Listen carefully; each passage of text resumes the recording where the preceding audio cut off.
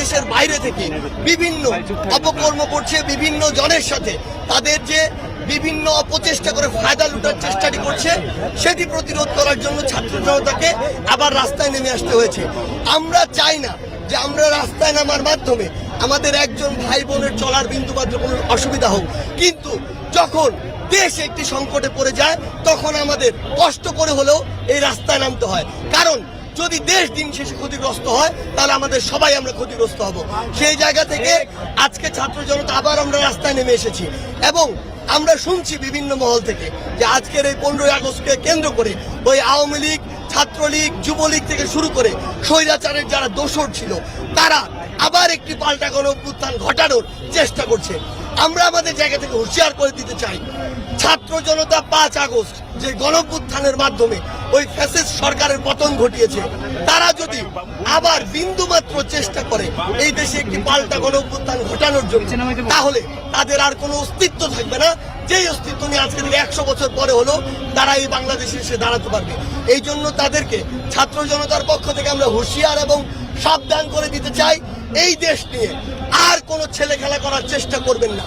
এই দেশটা ছাত্র জনতা মিলে একসাথে যেদিকে যাওয়া প্রয়োজন সেদিকে নিয়ে যাওয়ার জন্য যা করা প্রয়োজন আমরা তাই করব। এবং কেউ যদি আমাদের এই দেশ নিয়ে বিন্দুমাত্র কোনো অপচেষ্টা করে, ছাত্র জনতা যে কোনো মুহূর্তে রাস্তায় নেমে তাদের প্রতিহত করবে। খবর আসছে যে এই সপ্তাহে তারা একটি অভ্যুত্থানের বিপরীতে তাদের কিছু দোসর, কিছু শয়তান যারা এই দেশের ভালো চায় না, তাদেরকে নিয়ে এই সপ্তাহে তারা একটি পাল্টা গণঅভ্যুত্থান ঘটাতে চায়। সেই জায়গা থেকে আমাদের রেজিস্ট্যান্স উইকটি দেয়া, তারা যদি তাদের জায়গা থেকে এরকম কোনো নোংরা পরিকল্পনা করে সেগুলোকে রুখে দেওয়ার জন্য আমরা ছাত্র জনতা এই রেজিস্ট্যান্স উইকটি দিয়েছি। আর আমাদের যে দাবিগুলো রয়েছে, আমরা বিশ্বাস করি সেখানে যে সরকার রয়েছে সেটি হচ্ছে ছাত্র জনতার সরকার। আমরা তাদেরকে প্রশ্ন করব, আমরা তাদেরকে চাপে রাখবো, কিন্তু আমরা এটাও বিশ্বাস করি যে তাদের ওই সদিচ্ছাটুকু রয়েছে যে তারা আমাদের দাবিগুলো দ্রুততম সময়ের মধ্যে মেনে নিবে। আমরা আমাদের জায়গা থেকে যেগুলো জানিয়েছি, যাদের বিরুদ্ধে অভিযোগ জানিয়েছি, আমরা দেখছি ইতিমধ্যে সেই শয়তানরা যারা বিগত 16 বছর ধরে এই দেশটিকে শোষণ করেছে, লুটেপুটে খেয়েছে, অর্থ পাচার করছে, দুর্নীতি করেছে, ক্ষমতার অপব্যবহার করছে, তাদের নামে আমরা যে অভিযোগগুলো দিয়েছি, মামলাগুলো দিয়েছি, তাদের ইতিমধ্যে গ্রেফতার করা শুরু হয়েছে। আমাদের এই সরকারের উপর আস্থা আছে, আমরা বিশ্বাস করি তারা এটি করবে, এই অন্তর্বর্তীকালীন সরকার। কিন্তু যদি তাদের মধ্যে কোনো দীর্ঘসূত্রিতা আমরা দেখি, আমরা বলে দিচ্ছি তাদেরকে যেমন আমরা ওই গতিতে বসাতে পারি, তাদেরকে আমরা নামাতেও পারি। আমরা তাদেরকে সাবধান করে দিতে যাচ্ছি, আমরা জানি কোন কাজটি করতে কতটুকু সময় লাগে, ততটুকু সময়ের মধ্যে ওই কাজটি অবশ্যই হতে হবে, না হলে ছাত্র জনতা এই শাহবাগের মঞ্চ থেকে পুরো বাংলাদেশে আবার তাদের বিরুদ্ধেও কথা বলবে।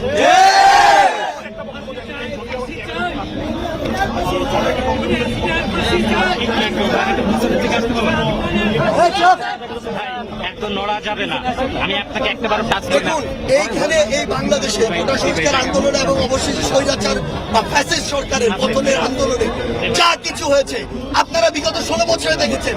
কোথাও যদি একটি পিলারও হয়, সেই পিলারের ক্রেডিট ওই হাসিনাকে দেওয়া হতো, তাহলে এই বাংলাদেশে নামে বেনামে, হিসাবে বেহিসাবে যে হাজারের উপর আমার ভাই বোনকে হত্যা করা হয়েছে, তার ক্রেডিটটি কার কাছে যায়? তার ক্রেডিটটি ওই খুনি হাসিনার কাছে।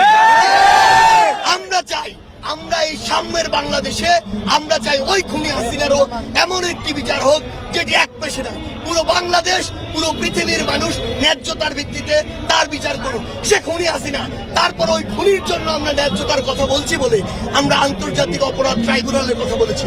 আমরা তার মতো প্রহসন করিনি যে বিচার বিভাগকে ক্ষমতার অপব্যবহার করে যাকে ইচ্ছা ঝুলিয়ে দিব, যাকে ইচ্ছা যাবজ্জীবন দিব, যাকে ইচ্ছা ফাঁসি দিব, এই কাজটি আমরা করিনি।